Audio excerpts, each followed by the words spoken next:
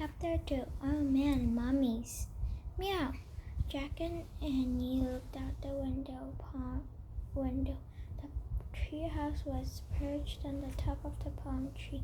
The tree stood with about a dozen other palm trees. They were in a patch of green surrounded by a desert. Meow. Jack and Annie looked down. The black cat was sitting at the bottom of the tree. The cat's yellow eyes were staring up at Jack and Annie. Hi, Annie shouted. Shh, said Jack. Someone might hear you in the middle of the desert, said Annie. The black cat stood up and began walking around the tree. Come back, Annie called. She leaned out the window to see where Cat was going. Oh wow, look, Jack.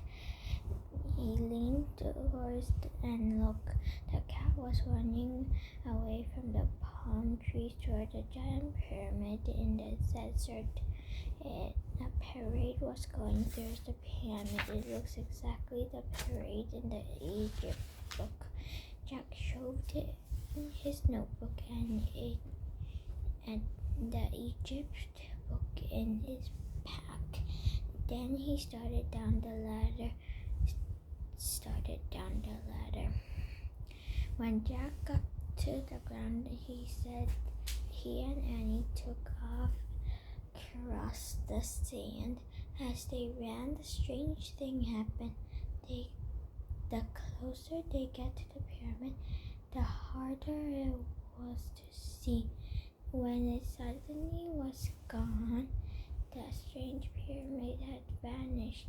The great stone pyramid was still there, towering above them. Panting. Jack looked around. What happened? Where is the people? Oh, the oxen, the gold box, the cat. They're gone, said Annie. Where did they go? Said Jack. Maybe they're a ghost, said Annie. Don't be silly. There's no such thing as a ghost, said Jack. It must have been a mirage. What? Mirage. It happens in the desert all the time. It looks like something's there, but when it just turns out to be the sunlight reflecting through the heat. How could sunlight look like people? A mummy box and a bunch of cows, said Annie. Jack found ghost, he said. She said, no way, said Jack. Look, Annie pointed at the pyramid. Near the base of the was a black cat. He was standing alone. He was staring at Jack and Annie. He is no mirage, said Annie. The cat stared to the zinc pyramid away. He walked along the side of the pyramid and slid around the corner. What is he doing? Let's find out. What is he doing? Said Jack. Let's find out, said Annie. They dashed across the corner just in time to see the cat disappear through the hole in the pyramid wall. Chapter 3. It's alive. Where did he go? Said Jack. He and Annie peeked through the hole in the wall. They saw a long hallway. Burning torches lit the wall. Dark shadows loomed. Let's go in, said Annie. Wait, said Jack. He pulled out the Egypt book, then turned to the section on the pyramids. He read the caption aloud. Pyramids was sometimes called the house of dead. There were nearly all solid stones except the buried chambers deep inside. Wow, let's go there. But to the Bernal chamber, said Annie. I bet Mommy's there. Jack took a deep breath. Then he stepped it out of the hot, bright sunlight into the cool, dark pyramid. The hole was silent, four sailing walls, everything was stone. The floor slattered up from what there stood. We have to go farther, said Annie. Right, said Jack, but stay close behind.